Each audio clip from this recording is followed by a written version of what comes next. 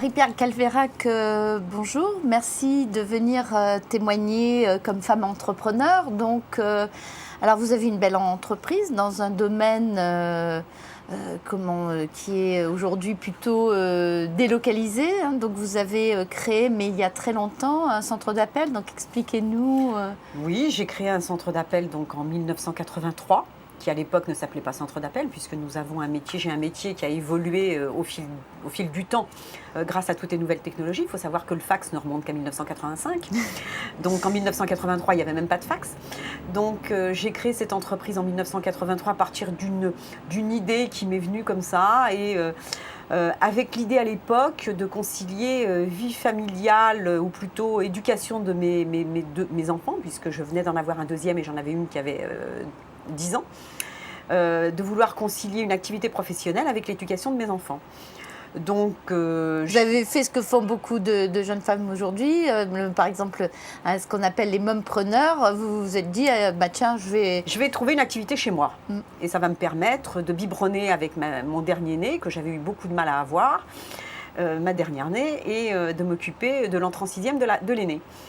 Donc j'ai démarré cette activité de permanence téléphonique. J'ai 2 ou 3 clients qui sont arrivés par relation. J'ai eu cette idée à laquelle je ne croyais pas plus que ça au départ. Puis je me suis dit ça va m'occuper le temps, quelques années où je veux rester chez moi, parce que je n'avais pas du tout un tempérament à rester chez moi. Moi je travaillais depuis l'âge de 17 ans.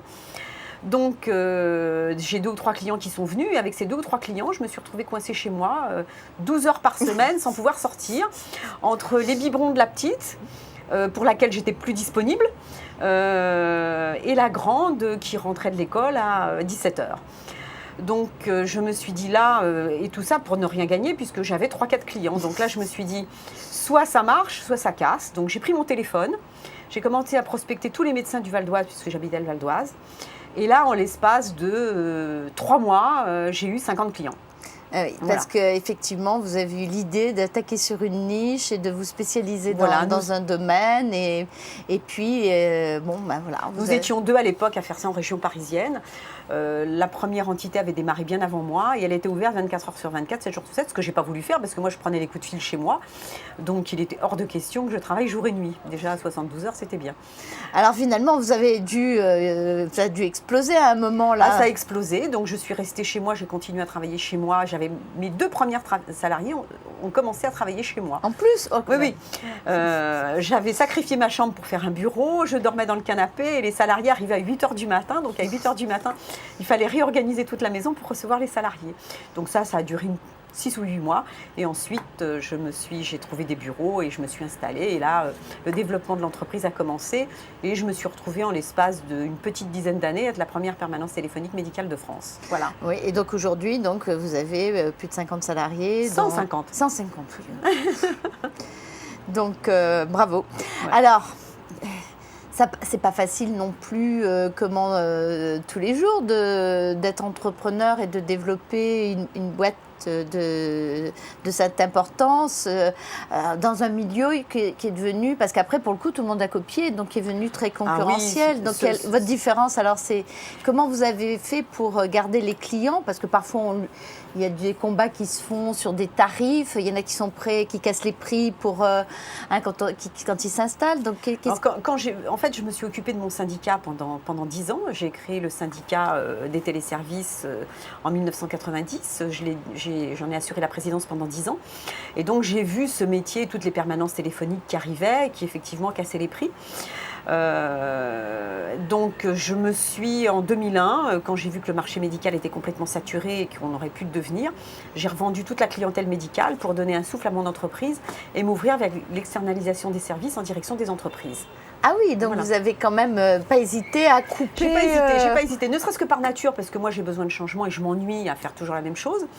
Donc j'ai vendu toute cette clientèle pour laquelle j'ai pris beaucoup de plaisir à travailler avec eux. J'ai beaucoup d'affinités avec le domaine médical qui par ailleurs m'intéresse. Mais je sentais que c'était saturé et il fallait faire autre chose. Donc vous avez coupé le bras et puis vous êtes parti, vous avez greffé autre chose. Voilà, j'ai greffé. Aujourd'hui, je travaille pour quelques médecins ou quelques cliniques, mais en 24 heures sur 24, puisque là, pour le coup, j'ai ouvert 24 heures sur 24. Voilà, c'est ce qui vous... Alors, permet de vous différencier. Aujourd'hui, de pouvoir survivre dans cette délocalisation des centres d'appel, où il fallait se différencier. Donc j'essaye de me différencier avec cette ouverture 24/7, en travaillant sur des secteurs d'activité sensibles qui de toute façon ne feront pas traiter leurs relations clients sur des plateformes offshore à l'étranger. Et en personnalisant le service, en ayant un service de proximité avec mes clients, en étant réactif, mais ça, bon, c'est propre à toutes les PME. Ben hein. oui. Je crois que c'est pas original, ça. Et alors, vous qui avez été présidente de l'association des téléservices, du syndicat des téléservices, qu'est-ce que, justement, vous pensez, et en l'ayant vécu vous-même, donc, est-ce qu'une femme peut se réaliser en travaillant chez elle ? Parce qu'on parle télétravail, téléservice, mais bon, est-ce que le fait pour une femme, parce qu'on renvoie les femmes, pour faire bonne mesure, garder les enfants à la maison, pour faire bonne mesure, donc on les occupe avec du télétravail ou des activités de téléservice, mais vous qui l'avez fait, qu'est-ce que vous en pensez ? Alors moi qui l'ai fait, je n'avais qu'une hâte, c'était en sortir. Je ne pense pas que travailler que chez soi soit un épanouissement pour une femme. D'abord, c'est très difficile de concilier les deux parce que votre famille ne comprend pas que vous soyez à la maison même si vous avez un bureau et que vous ne soyez pas disponible pour elle. Moi, j'ai eu énormément de difficultés avec ma seconde fille que j'ai essayé d'élever pendant 2 ans comme ça. Et que je crois qu'elle déteste les médecins. Encore aujourd'hui, à 30 ans, elle les déteste. Mais je crois qu'elle les a pris en grippe. Parce qu'elle sentait que c'était les médecins qui lui prenaient sa mère. Donc je pense que c'est très difficile, même si on a un local approprié, même si on est suffisamment grandement logé, etc. Et je pense qu'on doit avoir une intégration, une vie sociale dans une entreprise pour pouvoir s'épanouir. Et d'ailleurs, cette vie sociale, c'est ce que vous dites, c'est ce qui vous a amené aussi à prendre ses responsabilités au niveau du syndicat professionnel, donc parce que ça vous paraît indispensable. Oui, ça me paraît indispensable que la femme, même jeune, doit trouver le temps de voir autre chose, même sortir non seulement de chez elle, mais sortir aussi de son entreprise quand elle a des collaborateurs, des salariés. Parce que c'est un épanouissement pour elle. C'est une façon pour les femmes de s'intégrer dans la vie associative, d'être représentées dans différentes institutions, que ce soit au sein du MEDEF, que ce soit au sein de ses syndicats patronaux, que ce soit au sein d'instances prud'homales, de chambres de commerce. Je pense que c'est un épanouissement pour elle sur le plan personnel et aussi pour la valorisation de son entreprise. Alors vous et moi, nous avons une particularité, c'est que nous sommes aujourd'hui, donc je crois qu'on va avoir droit à la carte vermeille puisqu'on a 60 ans. Ah moi je l'ai, ça y est, depuis 1 an déjà. Et donc justement, comment vous voyez les années à venir ? Vous vous êtes dit, vous avez programmé une sortie en douceur, vous avez envie de continuer, vous avez réfléchi à ce que vous avez envie de faire ? Moi, ma fille travaille avec moi, ma fille aînée qui a 39 ans, travaille avec moi depuis déjà presque 15 ans. Ah oui, donc vous avez donc, une relève assurée. La relève est assurée, elle attend de la prendre. Mais pour elle, la vie n'est pas facile. Elle a 3 petits-enfants, 3 jeunes enfants, donc c'est pas simple. Oui, mais c'était pas facile donc pour vous non plus, il n'y a rien de nouveau. Mais moi, j'avais un mari qui assurait, et je pense que c'est une condition d'une réussite de la vie professionnelle d'une femme, c'est que j'avais un mari qui compensait beaucoup par sa présence, parce que moi, j'étais omni-absente. Donc même il y a tant d'années, il y avait des maris qui déjà... Oui, absolument. J'ai un mari qui après m'a rejoint, puisqu'il travaille encore aujourd'hui dans l'entreprise, il m'a rejoint en 90. Mais j'avais des parents moi j'avais déjà... À l'époque, on avait la chance d'avoir des grands-mères, qui aujourd'hui n'est plus le cas. La preuve, c'est que les grands-mères, elles travaillent. Ben oui, c'est ce que je dis moi aussi. Donc j'avais la chance d'avoir des beaux-parents et un mari omniprésent et qui ont pu assurer pas mal de choses à ma place. Donc ma fille, elle n'a pas cette chance-là, puisque les grands-mères, il y en a une qui est loin et l'autre qui travaille. Donc il faut qu'elle concilie les deux. Donc je l'accompagne, je l'aide à ce qu'elle prenne sa place en tant que chef d'entreprise progressivement. Et puis quand ça sera mature, je m'en irai. Quelle est votre plus grande fierté d'entrepreneur ? Est-ce que j'ai une fierté ? Moi, j'en tire pas particulièrement de fierté. Ça serait que ma fille réussisse mieux que moi, peut-être. J'aurais 2 grandes ambitions pour l'entreprise, c'est d'avoir des salariés heureux et que ma fille réussisse encore mieux.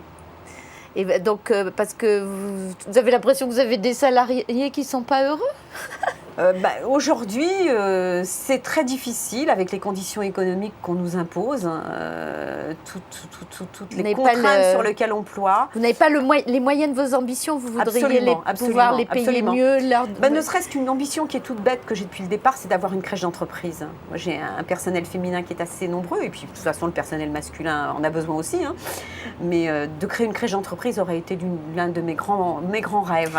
Écoutez, voilà, donc peut-être que c'est ça le projet d'avenir là qui va vous occuper. Donc ça résoudra les problèmes de votre fille. Peut-être. Vous lui laissez les rênes de l'entreprise et vous vous occupez de mettre en place monter une crèche, d'autant plus que je suis administrateur à la CAF, donc j'ai toutes les ouvertures possibles.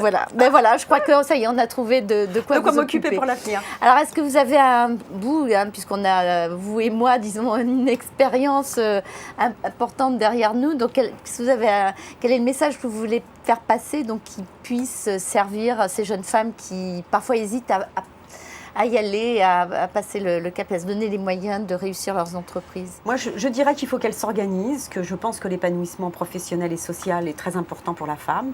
Il faut aussi qu'elles assurent leur indépendance, parce qu'on ne sait pas de quoi l'avenir peut être fait. Et moi, je dirais qu'il faut qu'elles structurent leur vie personnelle de manière à pouvoir travailler et sortir. Oui, garder... Surtout leur indépendance. Enfin, on a prôné, nous qui sommes de l'époque de mai 68, on a prôné l'indépendance de la femme. Il ne faut pas que la femme se retrouve coincée à être dépendante de son mari. Je pense que c'est ce qui peut lui arriver de pire. C'est ce qui est en train de se passer, parce qu'on a l'impression qu'il y a de plus en plus de femmes qui se retrouvent effectivement dans cette situation. Effectivement, c'est merveilleux d'élever ses enfants, mais aujourd'hui... les couples se défont, on se retrouve toute seule avec 3 enfants, on fait quoi?